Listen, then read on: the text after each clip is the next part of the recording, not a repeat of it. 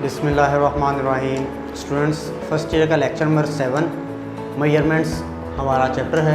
Lecture number 7 के अंदर आज हम लोग देखेंगे अनसर्टेनिटी को। अनसर्टेनिटी होती है कि किसी भी मेजरमेंट में maximum possible range of error, यानी कि किसी भी मेजरमेंट के अंदर जो मैक्सिमम एरर की वैल्यू पॉसिबल होती है उसको हम लोग क्या नाम देते हैं? अनसर्टेनिटी का नाम देते हैं। इस चीज़ को समझने के लिए मैंने कुछ लिखी है कि मैंने कहा कि मीटर रॉड से जब हम लोग कोई चीज़ मेजर करते हैं तो जो मेजरमेंट आ रही होती है उसके अंदर 0.1 सेंटीमीटर का एरर पॉसिबल होता है।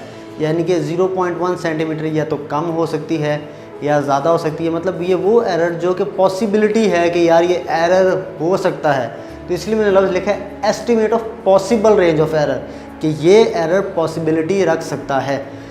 और वर्नियर कैलिपर से जब हम लोग मेजर करते हैं तो उस वक्त 0.01 सेंटीमीटर का एरर पॉसिबल होता है। स्क्रू गेज से करते हैं तो 0.01 सेंटीमीटर का एरर पॉसिबल होता है। तो यहाँ पे मैंने देखा कि जैसे ही मैंने इंस्ट्रूमेंट्स चेंज किए मेरी अनसर्टेनिटी की वैल्यूज़ चेंज होनी स्टार्ट हो गई। तो यहाँ से मुझे अनसर्टेनिटी की रीज़न क्या मिली? अनसर्टेनिटी की रीज़न मिली लिमिटेशंस ऑफ इंस्ट्रूमेंट, कि इंस्ट्रूमेंट की लिमिटेशंस डिसाइड करती है कि किसी भी मेजरमेंट के अंदर अनसर्टेनिटी कितनी पॉसिबल है। तो यहाँ से ये चीज़ें पता चलती हैं। अच्छा, ये देखें कि यहाँ से एक और चीज़ पता चलती है कि मेरी अनसर्टेनिटी लीस्ट काउंट पर डिपेंड करती है। देखें, मीटर रॉड का लीस्ट काउंट 0.1 था, मेरा बेटा वर्नियर कैलिपर का लीस्ट काउंट 0.01 था और स्क्रू गेज का 0.01 सेंटीमीटर था। तो ये कुछ चीज़ें हमें यहाँ से पता चली। अब अनसर्टेनिटी के हमारे पास 3 टाइप्स हैं। सबसे पहली टाइप कहलाती है एब्सोल्यूट अनसर्टेनिटी, दूसरी टाइप कहलाती है फ्रैक्शनल अनसर्टेनिटी और तीसरी टाइप मेरा बेटा कहलाती है परसेंटेज अनसर्टेनिटी। मेरा बेटा किसी भी इंस्ट्रूमेंट का जो लीस्ट काउंट होता है उसको हम लोग क्या नाम देते हैं? एब्सोल्यूट अनसर्टेनिटी का नाम देते हैं। फ्रैक्शनल अनसर्टेनिटी समझाने के लिए मैं एक वैल्यू लिखता हूँ। लेट्स सपोज डिस्टेंस की एक वैल्यू लिख रहा हूँ 2.4 plus minus 0.1 centimetre. It means 0.1 centimetre, it means ये वैल्यू मैंने मीटर रॉड से मेजर की है। मेरा बेटा जो प्लस माइनस के बाद वैल्यू लिखी होती है उसको हम लोग लीस्ट काउंट का नाम देते हैं, और जो प्लस माइनस से पहले लिखी होती है उसको मेरा बेटा हम लोग अपनी मेजर्ड वैल्यू का नाम देते हैं। फ्रैक्शनल अनसर्टेनिटी निकालने का फॉर्मूला होता है कि अगर मुझे लीस्ट काउंट पता हो और मुझे मेजर्ड वैल्यू पता हो तो मैं लीस्ट काउंट को अगर मेजर्ड वैल्यू से डिवाइड करूं तो मेरे पास जो नेट चीज़ आती है उसको मैं फ्रैक्शनल अनसर्टेनिटी का नाम देता हूं। अगर फ्रैक्शनल अनसर्टेनिटी को आप 100 से मल्टीप्लाई कर देंगे तो अब जो आपके पास अनसर्टेनिटी या रेंज ऑफ एरर आएगा मेरा बेटा, उसको आप लोग परसेंटेज अनसर्टेनिटी का नाम देंगे। तो ये कुछ बेसिक चीज़ें थी। याद रखें कि लीस्ट काउंट को हम लोग एब्सोल्यूट अनसर्टेनिटी का भी नाम देते हैं। तो एग्जामिनर इस तरह से सामने लिख के पूछ सकता है, बताएं जिसमें एब्सोल्यूट अनसर्टेनिटी कितनी होगी। तो याद रखें जितना लीस्ट काउंट होगा उतनी ही एब्सोल्यूट अनसर्टेनिटी होगी। तो ये कॉन्सेप्ट आपने याद रखना है। नेक्स्ट टॉपिक जो हमने आज के लेक्चर में डिस्कस करना है वो है प्रिसीजन और एक्यूरेसी। मेरा बेटा प्रिसीजन होता है कि मेजर्ड वैल्यूज़ कितनी क्लोज हैं एक दूसरे एक से। एग्जाम्पल मैंने लिखी कि मैंने कुछ वैल्यूज़ मेजर की। एक वैल्यू 9.76 थी, 9.75 थी, 9.74 थी और 9.77 थी। एक और बंदे ने वैल्यूज़ मेजर की, वो थी 9.76, 9.768, 9.769। अब मैंने जब इनके दरमियान डिफरेंस लिया तो यहाँ पे डिफरेंस आया 0.01 का। जब यहाँ पे डिफरेंस लिया तो यहाँ पे डिफरेंस आया 0.001 का। इट मीन्स यहाँ पे डिफरेंस कम है तो ये वैल्यूज़ एक दूसरे के ज़्यादा क्लोज हैं।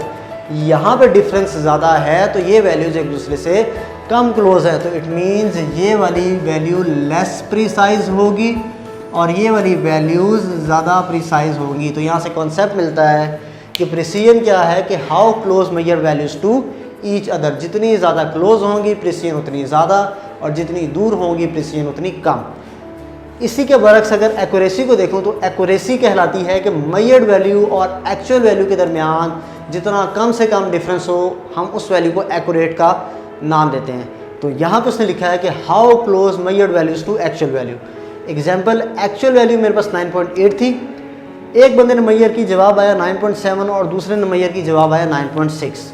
मेरा बेटा यहाँ पे डिफरेंस आया 0.1 का, यहाँ पे डिफरेंस आया 0.2 का। ज़ाहिर है जहाँ पे डिफरेंस कम है इट मीन्स वो ज़्यादा क्लोज है, तो इट मीन्स ये वाली वैल्यू ज़्यादा एक्यूरेट कहलाएगी और ये वाली वैल्यू लेस एक्यूरेट कहलाएगी।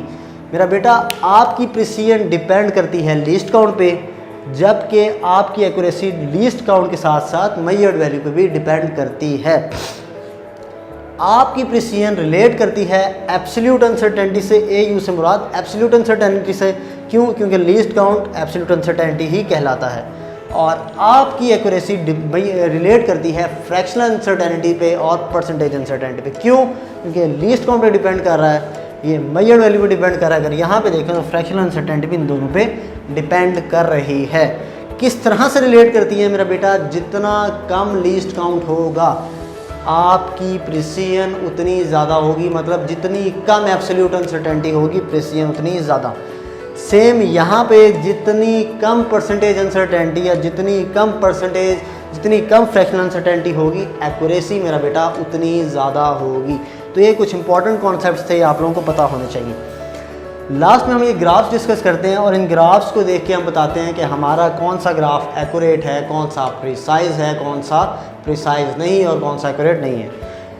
मेरा बेटा ये जो लाइंस आपको नज़र आ रही हैं, ये जो मैंने ग्राफ के ऊपर एक स्ट्रेट लाइन अपवर्ड ड्रॉ की हुई है, ये जो स्ट्रेट लाइन है एक्चुअल में ये मैंने एक्चुअल वैल्यू का पॉइंट ड्रॉ किया हुआ है। इट मीन्स कोई भी ग्राफ अगर इन लाइंस के ऊपर लाई कर रहा है तो वो एक्यूरेट होगा, और इन लाइन के ऊपर लाई नहीं कर रहा तो एक्यूरेट नहीं होगा। तो सबसे पहले एक्यूरेसी को देखते हैं, क्या ये ग्राफ इस लाइन पे लाई कर रहा है? नहीं, तो इट मीन्स ये एक्यूरेट ग्राफ नहीं है आपका। क्या ये लाई कर रहा है? यस, तो दिस ग्राफ इज़ एक्यूरेट। क्या ये लाई कर रहा है? नहीं, तो this graph is not accurate. क्या ये लाइन पे लाई कर रहा है? यस, तो दिस ग्राफ इज़ एक्यूरेट। तो एक्यूरेसी का तो पता चल गया कि अगर ग्राफ एक्चुअल वैल्यू के ऊपर लाई कर रहा हो इट मीन्स ग्राफ के अंदर बहुत सारी वैल्यूज़ एक्यूरेट वैल्यूज़ हैं। पहली बात। अब प्रिसीजन की बात करते हैं। प्रिसीजन का मतलब होता है हाउ क्लोज मैया वैल्यूज़ टू ईच अदर। अगर वैल्यूज़ बहुत क्लोज है तो ग्राफ को भी क्लोज ही बनना चाहिए। तो यहाँ पे देखें ये वाला ग्राफ क्लोज है विद रिस्पेक्ट टू दिस, तो ये वाला ग्राफ प्रिसाइज तो है बट एक्यूरेट नहीं है। तो यहाँ पे क्या होगा? This is precise. क्यों प्रिसाइज है? क्योंकि ग्राफ बहुत क्लोज है। ग्राफ के क्लोज होने का मतलब है कि वैल्यूज़ एक दूसरे के बहुत ज़्यादा करीब हैं। सेम अगर इस ग्राफ को देखूं तो ये ग्राफ भी बहुत ज़्यादा क्लोज है, तो इट मीन्स ये भी कौन सा ग्राफ कहलाएगा? प्रिसाइज ग्राफ कहलाएगा।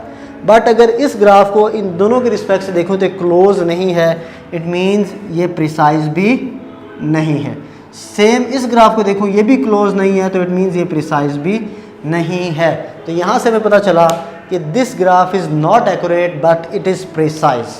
यहाँ से पता चला this graph is accurate as well as precise.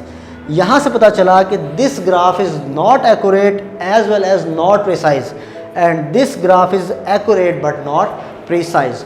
तो यहाँ पे ये हमारा बेसिक लेक्चर था आज का, प्रिसीजन, एक्यूरेसी और अनसर्टेनिटी पे। तो जिसको कोई मसला हो वो कमेंट सेक्शन में पूछ सकता है। अल्लाह हाफ़िज़।